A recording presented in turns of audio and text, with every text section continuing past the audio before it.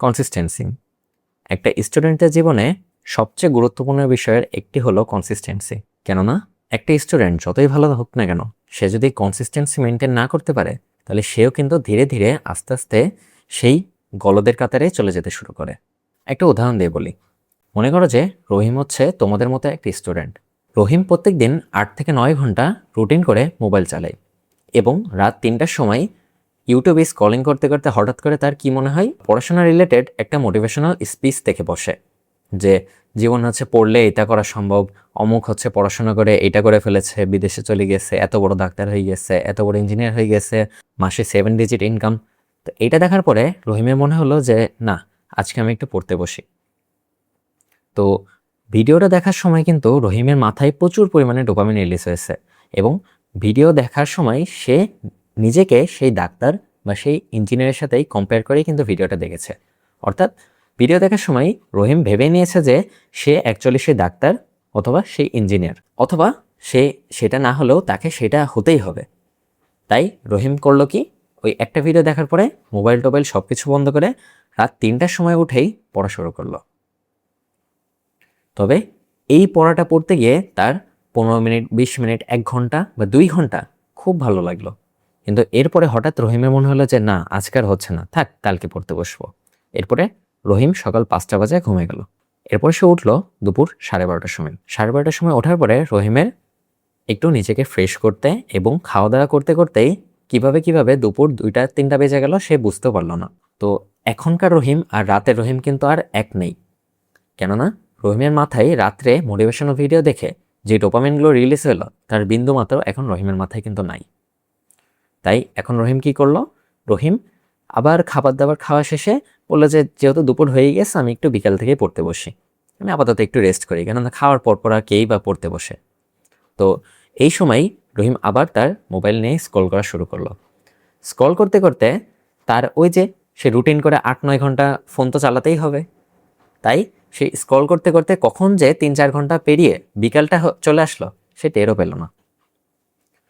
এবার রহিমা হঠাৎ করে মনে হলো যে না, আমি তো কালকে অনেক মোটিভেটেড ছিলাম, আমি তো কালকে এইভাবে পড়া শুরু করেছিলাম এবং ভেবেছিলাম যে এবার আমি ডাক্তার, ইঞ্জিনিয়ার বা একটা ভার্সিটিতে র্যাঙ্ক আনবই, একদম টপ র্যাঙ্ক আনবই। তো রহিমে আবার কি মনে হলো, বিকাল 5টা বাজে রহিমের সামনে আবার আনাস ভাইয়ের একটা মোটিভেশন আসলো যে এই ভিডিওটা না দেখলে তুই এইচএসসিতে ফেল করবি বা কুত্তার মতো লেগে থাক, হয়তো এইচএসসিতে ফেল করবি। তো রহিম সেই ভিডিওটা খুব ভালোভাবে দেখলো, 15-20 মিনিট খুব ভালোভাবে দেখলো এবং দেখার পরে আবারও তার রক্তের ভিতরে গরম হয়ে উঠলো এবং রক্তের ভিতরে যেন রক্তগুলোর পার্টিকেল সব ছোটাছুটি করতে শুরু করলো। আরবিসি, ডাব্লিউবিসি, অনুচক্রিকা সব একটার সাথে যেন আরেকটা মিশে যাবে, এমনভাবে দৌড়াদৌড়ি করতে শুরু করলো। রহিম আবারও মোবাইল সহ আরও যা যা ছিল তার আশপাশে সব কিছু ফেলে আবারও পড়তে বসলো। কিন্তু তখন কিন্তু অলরেডি বেজে গিয়েছে 6টা। এবার সে পড়তে পড়তে আবারও 2 ঘন্টা মতো ভালোভাবে পড়লো। পরে আবার মনে হচ্ছে যে না, আর হচ্ছে না, আর একটু রেস্ট নেই। তো রেস্ট নেওয়ার সময় রহিম করলো কি, রহিম ভাবলো যে একটু ফোন চালাই, আমি 5 মিনিট ফোন চালালে কী বা হবে। এবার ফোনটা নেওয়ার পরে স্ক্রল করতে করতে রহিমের যে কখন 2 ঘন্টা পার হয়ে গেল রহিম তা টেরও পেল না। এবার বেজে গেল রাত 10টা। আর 10টার সময় খাবার দাবার খেয়ে রহিম বলল যে না, এবার আমি আজকে পড়ে ফাটিয়েই ফেলবো। রহিম আবারও পড়তে বসলো, কিন্তু রাত 12টার সময় পড়তে বসলে স্বভাবগতভাবেই রহিমের ঘুম চলে আসে। আর বইয়ে লেখা ওই ছোট ছোট অক্ষরগুলো এবং গাদা গাদা করা অক্ষরগুলো যখন রহিমের চোখে বাঁধে, তখন তো আরোই যেন ঘুম ওকে ঝাপটে ধরে।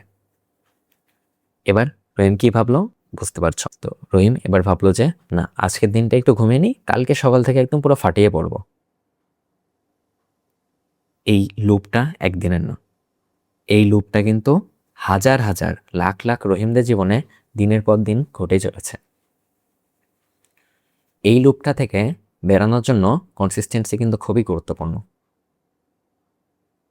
কেননা একটা মোটিভেশনাল ভিডিও কিন্তু তোমাকে 2 ঘন্টা বা 1 ঘন্টা পড়ার জন্য মোটিভেট করতে পারে, তবে সেটা দিয়ে কিন্তু তুমি কনসিস্টেন্সি মেনটেন করতে পারবে না। ডিসিপ্লিন ছাড়া একটা স্টুডেন্ট কখনোই তার জীবনে সাফল্য অর্জন করতে পারবে না। সে এইচএসসি বলো, এসএসসি বলো অথবা অ্যাডমিশনই বলো না কেন, কোনোটাই সে ঠিকমতো ক্র্যাক করতে পারবে না। তাই মোটিভেশন আর কনসিস্টেন্সি এই দুটা তোমাদেরকে দুই জায়গাতে রাখতে হবে। এখন একটা কথা আসতে পারে যে মোটিভেশনাল ভিডিও দেখলে যেই পরিমাণে ডোপামিন রিলিজ হবে, কনসিস্টেন্সি মেনটেন করলে কিন্তু এই 50% ডোপামিনও তোমার মাথায় রিলিজ হবে না। কেননা তুমি যখন একটা মোটিভেশনাল ভিডিও দেখছো, তোমার রক্ত গরম হয়ে উঠছে, মনে হচ্ছে যে আজকেই তোমাকে কিছু একটা করে ফেলতে হবে, কিন্তু সেটা হয়ে উঠছে না কিন্তু অ্যাকচুয়ালি। তবে কেউ যদি কনসিস্টেন্সি তোমরা মেনটেন করতে পারো, সেই ক্ষেত্রে কী হবে? সেই ক্ষেত্রে তুমি মনে করো যে আজকে যদি 5 ঘন্টা পড়ো, নেক্সট দিনও 5 ঘন্টাই পড়বে, তারপরের দিনও 5 ঘন্টা পড়বে, এইভাবে এক সপ্তাহ মতো যাওয়ার পরে দেখবে যে 5 ঘন্টা পড়তে তোমার আর কিছু মনে হচ্ছে না। সেই সময় তোমার ডিসিশন নিলে যে তোমার আর 1 ঘন্টা বা 2 ঘন্টা একটু বাড়ানো উচিত পড়ার টাইমের সাথে। তো সেই সময় কিন্তু তুমি 5 ঘন্টা থেকে অনায়াসে 6 ঘন্টাতে সুইচ করতে পারবে।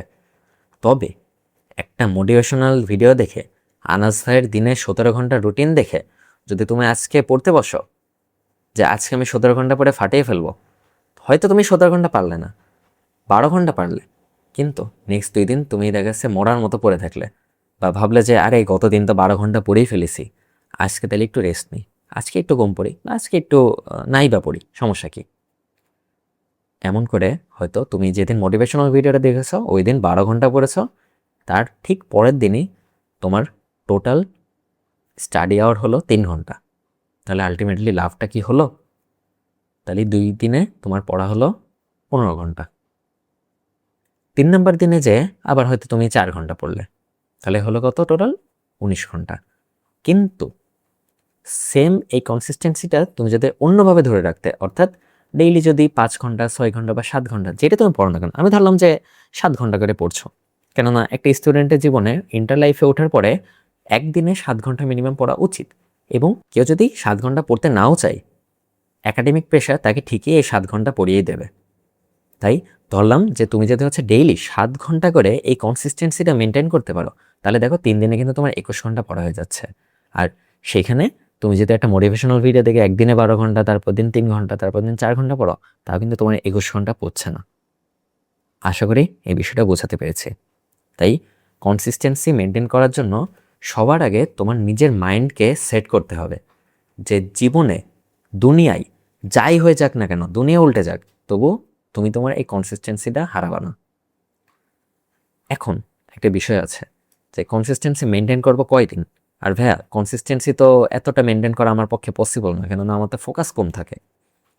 এই ক্ষেত্রে আমি বলবো যে তোমরা সপ্তাহে একদিন একদম দরকার হয় পড়াশোনা বাদে কাটাও। একদম পুরোপুরি পড়াশোনা বাদে কাটানোর দরকার নেই, এই একটা দিন তুমি চাইলে 2 ঘন্টা বা 3 ঘন্টা মতো পড়তে পারো। এবং এই একটা দিন আমি সাজেস্ট করবো তোমাদের শুক্রবারটা। তবে বাকি দিনগুলোতে তোমাদের অবশ্যই অবশ্যই একটা নির্দিষ্ট রুটিন মাফিক পড়া চালিয়ে যেতে হবে। অর্থাৎ 7 ঘন্টা তোমরা যদি পড়তে পারো তাহলে 7 ঘন্টা পড়তেই হবে মাস্ট, 5 ঘন্টা পড়তে হলে মাস্ট 5 ঘন্টা পড়তেই হবে, 6 ঘন্টা পারলে মাস্ট 6 ঘন্টা পড়তেই হবে। আর শুক্রবারের দিনকে ভোরবেলা থেকে শুরু করে অথবা যে কোনো একটা বেলাতে তোমরা 2 ঘন্টা বা 3 ঘন্টা পড়ে রাখবে। এখন আমি কেন বলছি যে শুক্রবারের দিনকে তোমরা মাত্র 2-3 ঘন্টা পড়বা? কেননা আমাদের হিউম্যান ব্রেন কিন্তু অতিরিক্ত স্ট্রেস নিতে পারে না। মনে করো যে তুমি একটানা যদি 7 ঘন্টা করে পড়ো, তাহলে কিন্তু তোমার 6-7টা 42, অর্থাৎ 6 দিনে তোমার 42 ঘন্টা পড়া হয়ে যাচ্ছে। এই 42 ঘন্টা যদি কেউ একটুখানি ইফেক্টিভলি পড়তে পারে, আমার বিশ্বাস এর বেশি তার পড়া লাগবে না। বুঝছো?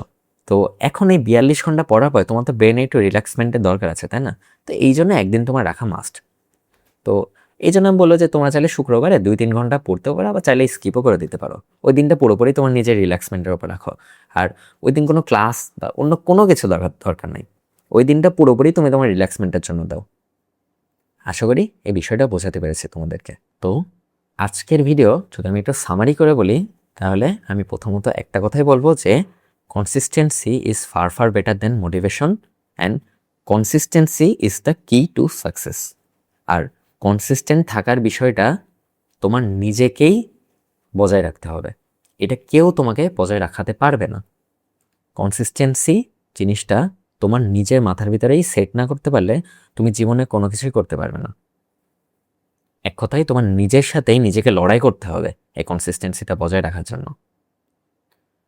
হয়তো তুমি একটানা এখন 7 ঘন্টা বা 8 ঘন্টা পড়ছো, হঠাৎ একদিন মনে হলো যে না আজকে একটু কম পড়ি, কী বা হবে, আমি তো 7 ঘন্টা 8 ঘন্টা প্র্যাকটিস তো রাখতে পারছি। তাহলে তুমি বলো এই বিষয়টা কি তাহলে কি আর কনসিস্টেন্সির ভিতরে পড়বে? কনসিস্টেন্সি মানে হচ্ছে একটা ধারাবাহিক ওয়েতে আগানো, সেম একটা কন্ডিশনকেই মেনটেন করা। তাই এই যে যেটা বললাম যে তুমি যদি হচ্ছে আজকে পড়তে পড়তে হুট করে মনে করলে যে আজকে একটু কম পড়ি, তোমার এটাই কিন্তু কাল হয়ে দাঁড়াবে। কেননা আগামীকালকে তুমি যখন পড়তে বসে তখন দেখবে যে তোমার এই কনসিস্টেন্সি যেটা ছিল 7 ঘন্টাতে সীমাবদ্ধ, সেটা দেখবে যে 5 ঘন্টায় সীমাবদ্ধ হয়ে গেছে। অর্থাৎ তোমার কিন্তু ডিমোশন হয়ে গেল। তাই অবশ্যই কনসিস্টেন্সি মেনটেন করার সময় যে টার্গেটটা তোমরা নিবে সেটা বেশি রাখার দরকার নেই, একটু কম করে রাখবে। অর্থাৎ তোমার যদি সামর্থ্য থাকে 10 ঘন্টা পড়ার, কনসিস্টেন্সির টার্গেটটা তুমি রাখবে 8 ঘন্টা। কেননা 8 ঘন্টা তো তুমি অনায়াসেই পার করে ফেলতে পারবে। কিন্তু তোমার যদি সামর্থ্য থাকে 10 ঘন্টা পড়ার, কিন্তু তুমি টার্গেট নিয়ে ফেলো 13 ঘন্টা পড়ার, তখন দেখবে যে তোমার ওই ফ্রাস্ট্রেশনে 10 ঘন্টা পড়াও আর ঠিক মতো হবে না। তখন তোমার মাথা একদম পুরো কাজ করবে না, হতাশা কাজ করবে, মনে হবে যে আমার দিয়ে কিচ্ছু হচ্ছে না। তারপর আবার এই হতাশা নিয়ে ভাবতে ভাবতে 2-3 ঘন্টা এমনিতেই ওয়েস্ট চলে যাবে, কখন চলে যাবে তুমি তাও টের পাবে না, এবং আলটিমেটলি তোমার কিন্তু একটা খারাপ কন্ডিশনের ভিতরে তুমি পড়ে যাবে। তাই আলটিমেটলি আমি এটাই বলবো যে কনসিস্টেন্সি অবশ্যই নিজের কাছে, এবং এটা একান্তই নিজের ব্যাপার যে তুমি কতটুকু কি টাইম মেনটেন করতে চাও। এবং আরেকটা কথা তোমাদের সকলের জন্য, যে তুমি এখন যদি রহিম হয়েও থাকো, আগামীতে যেন তুমি রহিম না হও সেই ব্যাপারে সতর্ক থাকবে। কেননা এই রহিমগুলোই কিন্তু সেই 95.6%-এর অংশ, যারা কোনো পাবলিক ইউনিভার্সিটিতে চান্স পায় না, অথবা চান্স পেলেও জীবনে বড় কিছু করতে পারে না। এবং এইচএসসির কথা তো বাদই দিলাম। আশা করি আজকের এই ভিডিওটা তোমাদের ভালো লেগেছে এবং অনেক কিছু তোমরা জানতে পেরেছ এই ভিডিও থেকে। আশা করি তোমরা তোমাদের নিজেদের লাইফে আজকের এই ভিডিওতে যেসব লেসন আমি তোমাদেরকে বললাম সেগুলো অ্যাপ্লাই করবে এবং সেগুলো থেকে উপকৃত হবে। তো সকলের জন্য শুভকামনা রইল। আসসালামু আলাইকুম।